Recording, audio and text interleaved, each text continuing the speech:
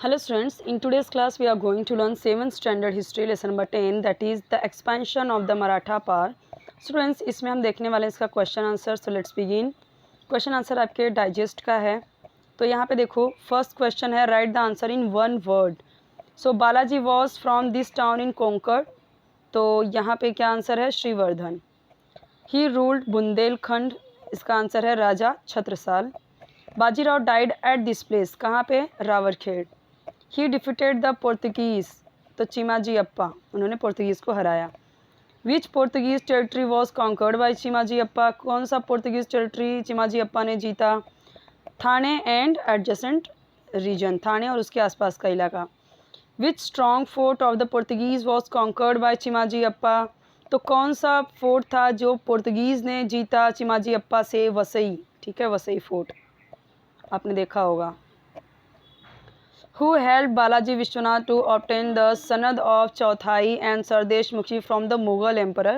किसने हेल्प किया बालाजी विश्वनाथ को ये चौथाई और सरदेशमुखी लेने से?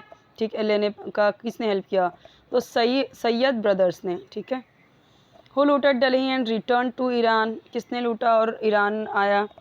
तो Nadir Shah. Who opposed the grant of चौथाई and sardeshmukhi rights to the Marathas by the Mughal emperor? तो कौन अपोज किया चौथाई के लिए जो सरदेशमुखी दिया जा रहा था मुग़ल एम्पर द्वारा मराठाओं को? तो निज़ामुल मुल्क. इसने क्या किया? उसका विरोध किया, वो अगेंस्ट था इसके. हु वॉज द मुग़ल सूबेदार ऑफ इलाहाबाद. इलाहाबाद का मुग़ल सरदार कौन था? Mohammad Khan Bangash. Where did coronation of Shahu Maharaj take place. कहाँ पे हुआ था? सतारा.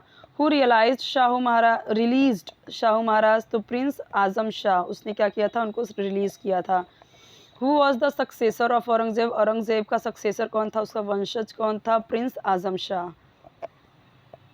The place where Shahu Maharaj army defeated Tarabai's army. अब देखो ये नेक्स्ट क्वेश्चन है, इसमें क्या करना है आपको? प्रॉपर अल्टरनेटिव जो दी, मतलब 4th ऑप्शंस दिए गए उसमें से राइट ऑप्शन आपको सेलेक्ट करना है.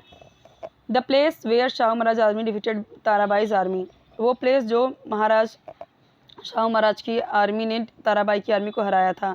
तो यहाँ पे 4 ऑप्शन दिए गए हैं, तो आपको बताना है इसमें राइट ऑप्शन क्या है. ठीक है, तो इसमें राइट ऑप्शन क्या है? सी, खेड़. द प्लेस वेयर महारानी Tarabai proclaimed her sun Shivaji.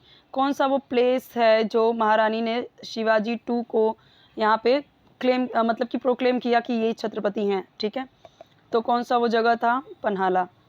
He was appointed by the Mughal emperor as the subedar of Deccan. तो कौन, किसकी बात की जा रही है यहाँ पे? किसने उन्हें अपॉइंट किया था? सो थर्ड का आंसर क्या है? डी वाला, निज़ामुल मुल्क. फोर्थ है he was appointed by the Chhatrapati Shahu as the first Peshwa. So इसका आंसर है इसका आंसर है फोर्थ वाला, बालाजी विश्वनाथ, ये वाला बी वाला. ठीक है, ये इसका आंसर है यहाँ पे ये वाला. ठीक है, पूछा है the person who invaded Bundelkhand. किसने बुंदेलखंड पे इन्वेड किया और राजा छत्रसाल को हराया? तो कौन था वो? मोहम्मद खान बंगुश था. अब ये यहाँ पे देखो, ये आपको पता है, ये जो दिए गए हैं फिगर्स, इसको आपको कंप्लीट करना है. 2 मराठास किंगडम, 2 बताना है आपको, 2 मराठा किंगडम बताने हैं. तो उसका आंसर यहाँ पे देखो दिया गया, सतारा और कोल्हापुर. ठीक है. सैयद ब्रदर्स के नाम क्या थे? तो यहाँ पे देखो सैयद ब्रदर्स, और यहाँ पे आप यहाँ पे ब्लैंक रखा गया है, तो आपको बताना है. तो यहाँ पे लिखा गया अब्दुल्ला, वो हसन. ठीक है, हसन भी था नाम उसका, और हुसैन अली, यानी हसन हुसैन 2 थे. ओके. नेक्स्ट देखो यहाँ पे बैटल्स ऑफ बाजीराव विद निज़ाम. तो जो निज़ाम के साथ बैटल्स हुए, तो कहाँ कहाँ पे? पहला तो पालखेड़ और दूसरा भोपाल में. नेक्स्ट क्वेश्चन यहाँ पे देखो, prominent Sardar families promoted by Bajirao. तो ये 4 हैं जो बहुत ही फेमस सरदार फैमिली के थे, मतलब बाजीराव द्वारा प्रमोट किए गए. तो ये सारे आंसर यहाँ पे मैंने बता दिए आपको. Complete the time line. तो यहाँ पे देखो ये दिया गया है, ये यहाँ पे क्वेश्चन, इसका इधर answer.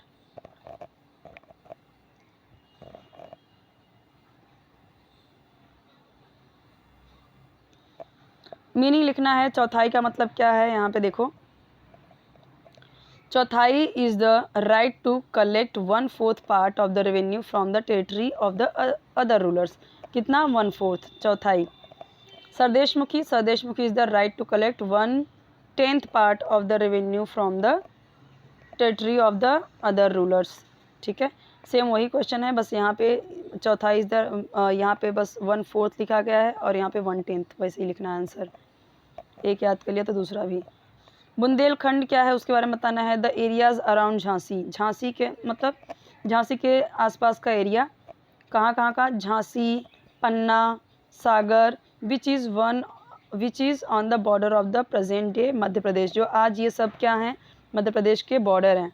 Uttar Pradesh and Uttar Pradesh was known as Bundelkhand, मतलब कि मध्य प्रदेश उत्तर प्रदेश के ये बॉर्डर पे हैं और इसे ही बुंदेलखंड के नाम से जाना जाता था।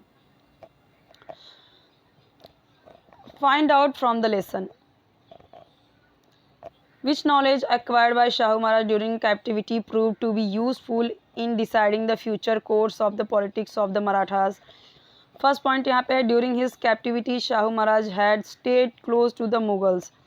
सेकेंड है, he had first hand experience of the politics in the Mughal court and specially in north India. ठीक है, तो ये सारी चीज़ें मैंने आपको एक्सप्लेन की हुई हैं बहुत अच्छे से, तो आप इसका पूरा आंसर देखो। ठीक है, थर्ड पॉइंट तक है, उसके बाद यहाँ पे उसको बताया गया है।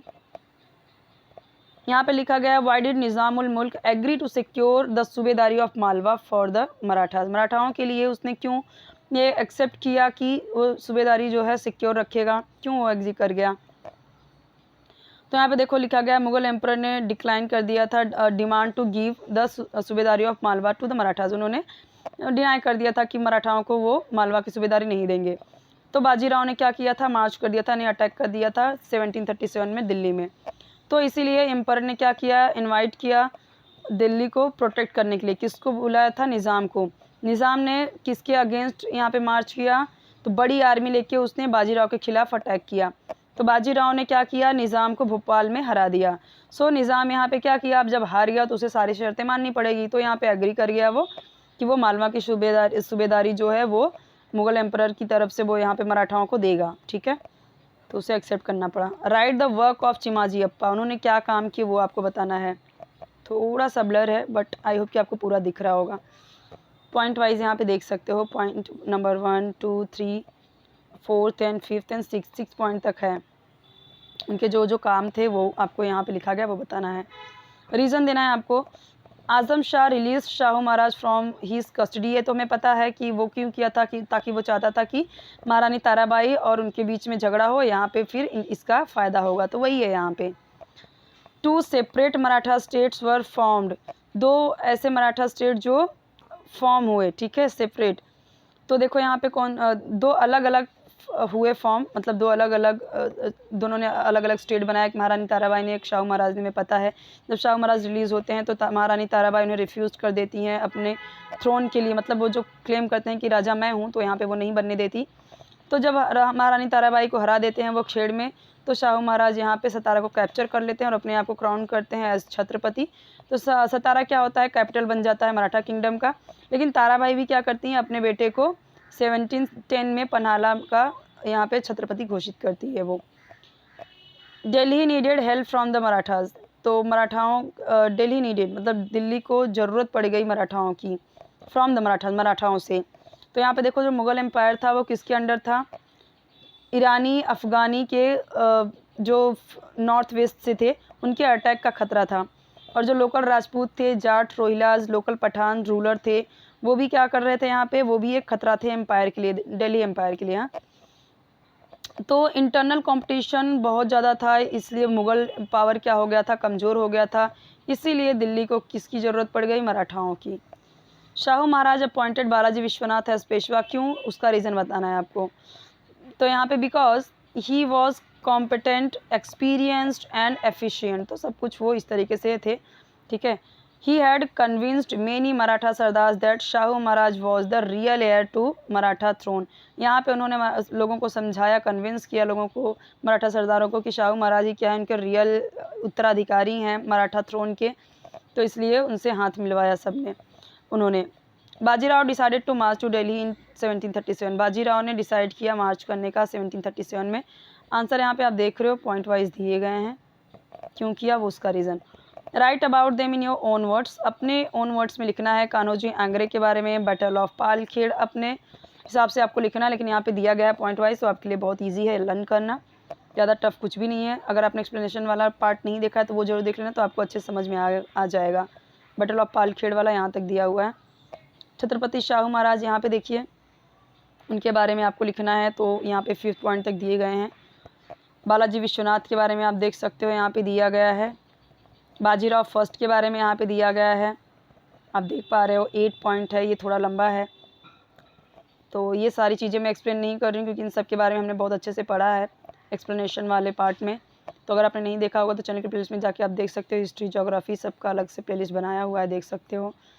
ठीक है, अब यहाँ पे ओपन एंड क्वेश्चन है, which qualities of Bajirao I do admire, तो मतलब यहाँ पे है कि कौन सी क्वालिटीज़ बाजीराव की हमें एडमायर करती है, तो ये आपको बताना है। ये always respected the head Marathas, ये सब यहाँ तक दिया गया है।